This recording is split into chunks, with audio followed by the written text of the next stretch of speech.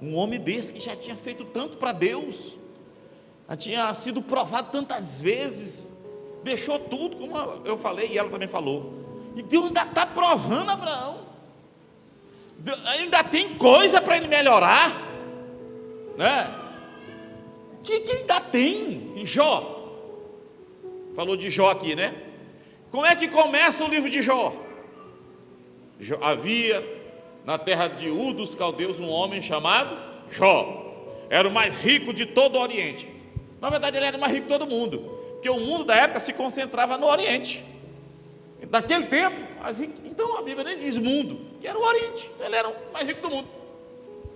Não se sabe quando o livro de Jó foi escrito. Alguns entendem que foi por esse período aqui, entre os patriarcas, Abraão, Isaac e Jacó. Foi antes da lei, alguns entendem, né? Então, o que acontece? Está lá Jó, mais rico. Aí a Bíblia diz assim, ó. Como é que diz lá que ele deu o testemunho? Como é que a Bíblia há 50 anos, viu, Caleb? Aí vai. Como é? Ó, homem, olha o que Deus está dizendo dele, é a Bíblia, não é alguém, ei, fulano ali é íntegro, não, é a Bíblia que está dizendo, né? É um testemunho de Deus. Ele era um homem íntegro, reto, temente a Deus, se desviava do mal, mas Deus ainda vai tratar aquele homem, e ele lá na frente vai reconhecer que ele cresceu. Porque você chega e vê um homem desse e diz, pronto, ele está no topo, o que esse homem ainda precisa melhorar? É essa ideia que o homem carrega, que Deus quer tirar de nós, que a religiosidade, ela habita e encontra muito, vamos dizer assim, amparo, muita força, quando a gente carrega essa ideia, eu já estou pronto. Rapaz, por que está acontecendo comigo? Eu estou servindo a Deus, estou fazendo tudo por Ele, porque no fundo, a religiosidade, ela habita nisso, eu sou bom, eu deixei isso. Os fariseus não gostaram de dizer isso para Jesus? Então aqui está se derrubando essa ideia, né?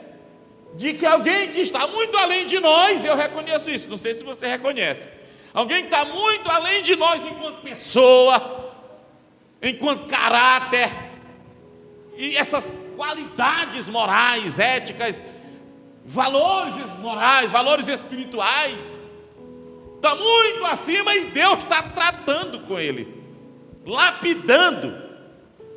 Quem está entendendo? Então aqui eu estava dizendo, ó, difícil entender e essas coisas, porque o nosso foco hoje, o nosso aperfeiçoamento, o nosso melhoramento da nossa geração é uma ideia atrelada a crescimento material, a conquistas. Eu fazer bem uma faculdade, eu passei no concurso, eu tenho uma família, uma boa família, eu tenho já uma propriedade, já consigo sobreviver, tenho um plano de aposentadoria bom, venci, estou bem, não faço mal a ninguém. Isso é a nossa ideia. A ideia de Deus, ela está muito além. A ideia de Deus está baseada no que o pecado fez com o homem lá no Éden.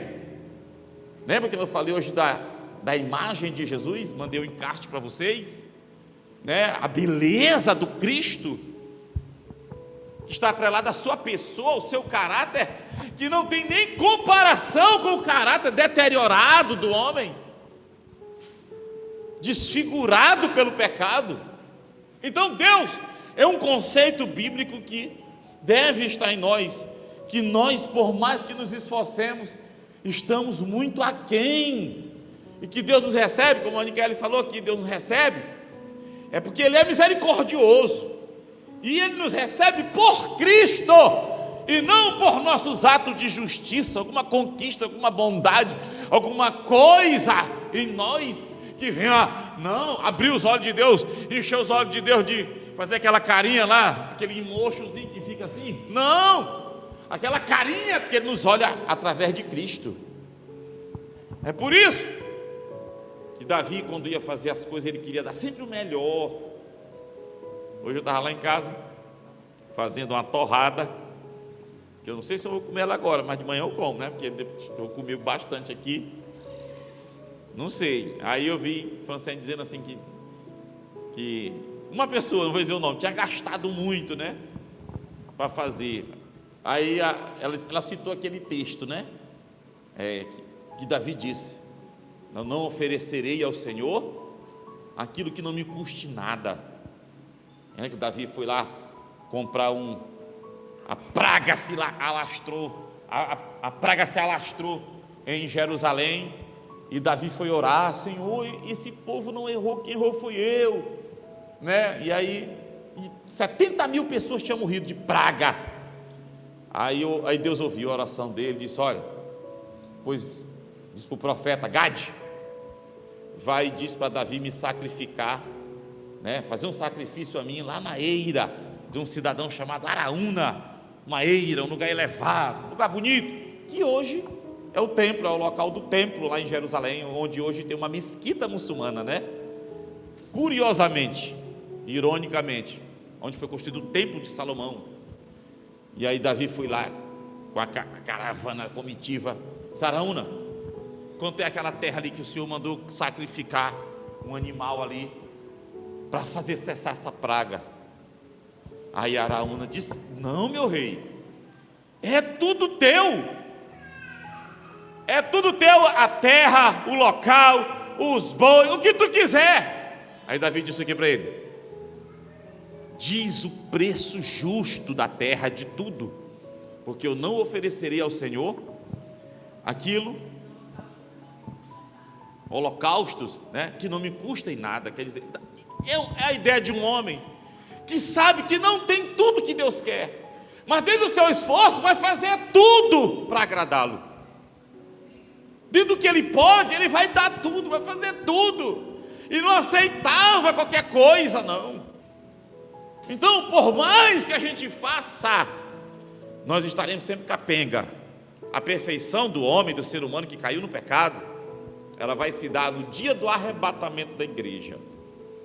A Bíblia diz que aquilo que é corruptível se revestirá de incorruptibilidade, aquilo que é mortal se revestirá